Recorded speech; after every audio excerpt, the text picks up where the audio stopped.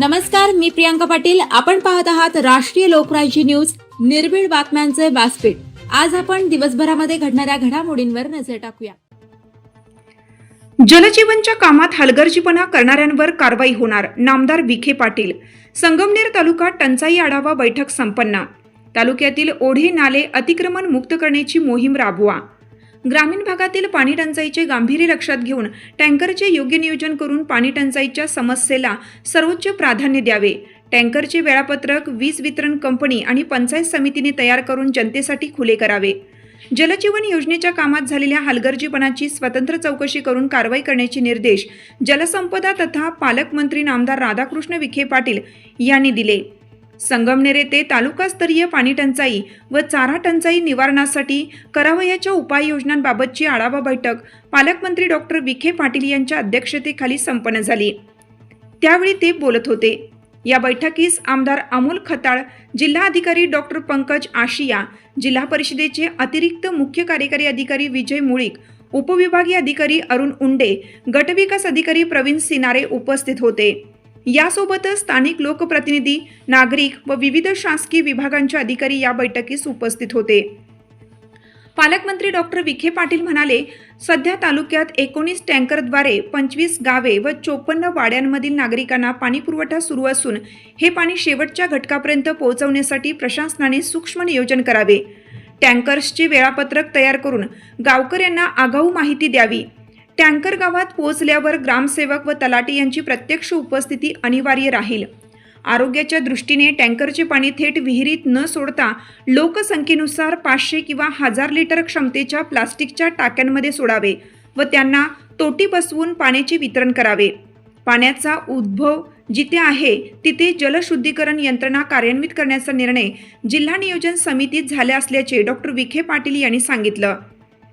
प्रवरा नदीपात्रात सोडण्यात येत असलेल्या दूषित पाण्यामुळे संबंधित गावच्या तलाठी, ग्रामसेवक यांनी केलेल्या दुर्लक्षामुळे त्यांना कारणे दाखवा नोटीस देण्याच्या सूचना मंत्र्यांनी दिल्या आहेत. जलसंपदा विभागाच्या अधिकाऱ्यांनी याकडे केलेल्या दुर्लक्षाबद्दल नाराजी व्यक्त. भंडारदरा ते ओझर बंधाऱ्यापर्यंत कालवा म्हणून नोंद असल्याने तातडीने मोजणी करावी. तसेच तालुक्यातील सर्व ओढे नाले अतिक्रमण मुक्त करण्याची कार्यवाही सुरू करण्याचे निर्देश मंत्री विखे पाटील यांनी दिले.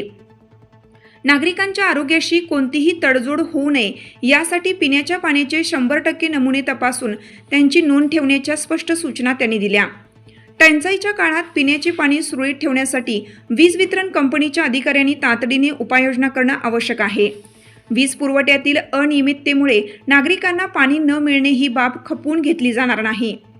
रोहित्रांवरील विजेचा भार वाढून वीज पुरवठा खंडित होऊ नये यासाठी अनधिकृत वीज जोडण्या तोडण्याची मोहीम हाती घ्यावी.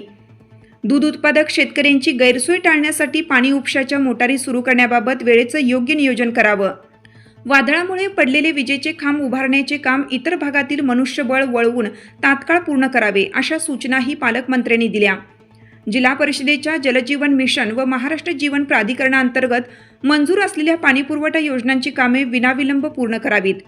कामे परस्पर उपकंत्राटदारांना देणाऱ्या मुख्य ठेकेदारांवर कडक प्रशासकीय कारवाई करावी. अनधिकृत जलवाहिन्यांद्वारे होणारी पाणी चोरी रोखण्यासाठी दंडात्मक पावले उचलावीत. जलजीवन मिशनमधील गैरव्यवहार व त्रुटी दूर करण्यासाठी स्वतंत्र कारवाई केली जाणार आहे. ज्या ठिकाणी पाण्याचे स्रोत नसतानाही केवळ जलवाहिन्या टाकण्यात आल्या आहेत तेथील त्रुटींबाबत नागरिकांनी किमान 50 सह्यांचं निवेदन लोकप्रतिनिधींकडे जमा करावे. तळेगाव पाणीपुरवठा योजनेसाठी निळवंडे धरणातून आलेली पाईपलाईन पुढे नेणं हाच पर्याय असल्याने त्याचे सर्वेक्षण करावे. गुलेवाडी गावच्या पाणी प्रश्नाबाबत मंत्री विखे यांनी सविस्तर माहिती जाणून घेतली. अनेक वर्षे इथली योजना मार्गी लागत नसल्याबद्दल त्यांनी नाराजी व्यक्त केली. योजनेचे काम घेतलेल्या ठेकेदारांनी सुद्धा दुसऱ्याला काम दिले. अधिकारी सुद्धा ठेकेदाराचे नाव सांगायला घाबरत असल्याबद्दल त्यांनी आश्चर्य व्यक्त केलं. पाणी टंचाईच्या काळात ग्रामसेवकांनी मुख्यालयात थांबून नागरिकांच्या समस्या सोडवण्यावर भर द्यावा. बैठकीस अनुपस्थित राहणाऱ्या, कर्तव्यात कसूर करणाऱ्या व केवळ कागदोपत्री काम करणाऱ्या ग्रामसेवकांना कारणे दाखवा नोटीस बजावून त्यांच्यावर कठोर प्रशासकीय कारवाई करावी, असंही त्यांनी सांगितलं. कार्यकर्त्यांनी राजकीय मतभेद बाजूला ठेवून केवळ विकासावर लक्ष केंद्रित करावे. जनतेला प्रशासनाचा आधार वाटला पाहिजे. व यासाठी प्रलंबित प्रश्नांवर सनदशीर मार्गाने आवाज उठवून शासकीय यंत्रणेला गती द्यावी असं आवाहन डॉक्टर विखे पाटील यांनी केलं. आमदार अमोल खताळ यांनी वीज वितरण कंपनी तसेच तालुक्यातील प्रशासकीय स्तरावरचे प्रश्न प्रास्ताविकात उपस्थित केले. आमदार अमोल खताळ यांच्या उपस्थितीत आता बैठक झाली. खरं म्हणजे टंचाईला सामोरे जाताना किती गांभीर्याने अधिकारी घेतलं पाहिजे हा विषय, यासाठी ही बैठक होती. आणि जर टंचाई उद्भवताना दोन मुद्दे महत्त्वाचे, एक तर विजेचा मुद्दा महत्त्वाचा आहे, तो ताबडतोब आपण त्यात लक्ष घातलं पाहिजे. तेवढं वीज मिळत नाही, 8-8 दिवस वीज नाही आहे, विजेच्या लपटणामुळे लोकांना पाणी मिळत नाही आहे, हे काय काही योग्य नाही. मला वाटतं त्या सगळ्या एजन्सी आज एकत्र बसून या संदर्भात आता विचार केला पाहिजे. सगळ्या ग्रामसेवक कर्नाटकांना माझी विनंती आहे की संगमण्यात 100% संगमण्यामध्ये राहा, तिथं प्रांत संगमण्यामध्ये राहतात, तिथं कार्यक्रम बंद आहे संगमण्यामध्ये राहतात, MSCB आहे. मला त्यांच्याशी जाऊन स्वतः भेटलं पाहिजे. एक पत्र पाठवलं म्हणजे सोबत झालं पाहिजे.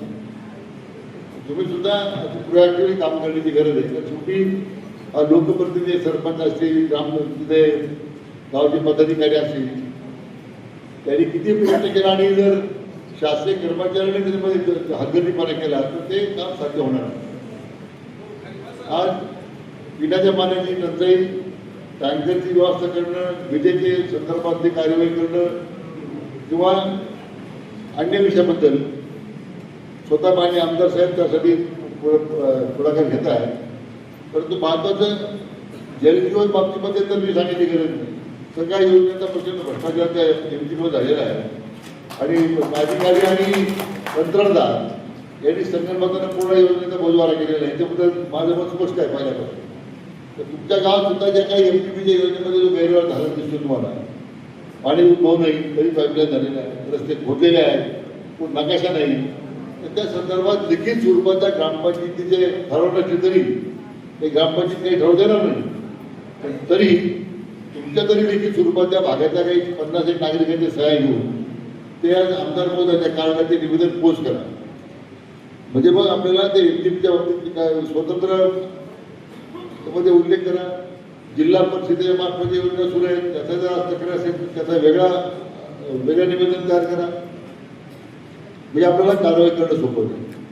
आणि विजेच्या पूर्ण बाबतीमध्ये सुद्धा अडचण वाटते, तातडीने काय लक्ष घातलं पाहिजे ट्रान्सफॉर्मरच्या संदर्भात त्याचं एक स्वतंत्र निवेदन आमदार महोदयाकडे आपण पोस्ट करा. म्हणजे आपल्याला त्या बाबतीमध्ये कारवाई करता येईल.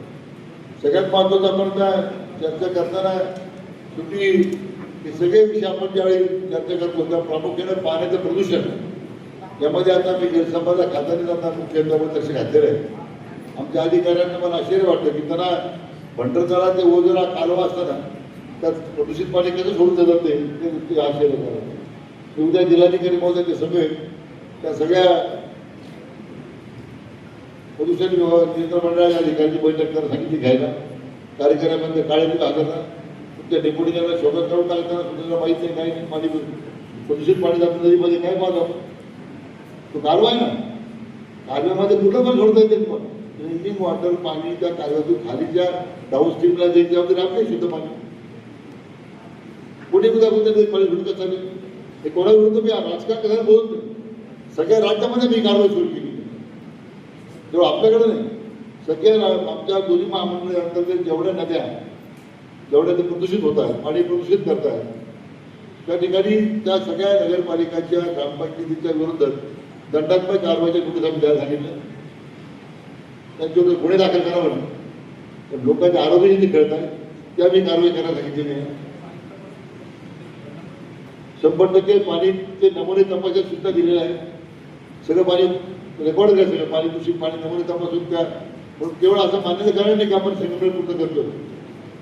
परवाच आमच्या राज्यस्तरीय बैठकीमध्ये या दोन्ही महामंडळांतर्गत जेवढ्या नद्या आहेत, आज पुणे महानगरपालिकेची किती वाईट अवस्था, नाशिक महानगरपालिकेची अतिशय वाईट अवस्था, सगळ्या नगरपालिकेचं आणखी वाईट अवस्था आहे. आणि त्यामुळे दुर्दैवानं या सगळ्या वॉटर सप्लायचे पाणी जातं, तिकडे दूषित पाणी जातं.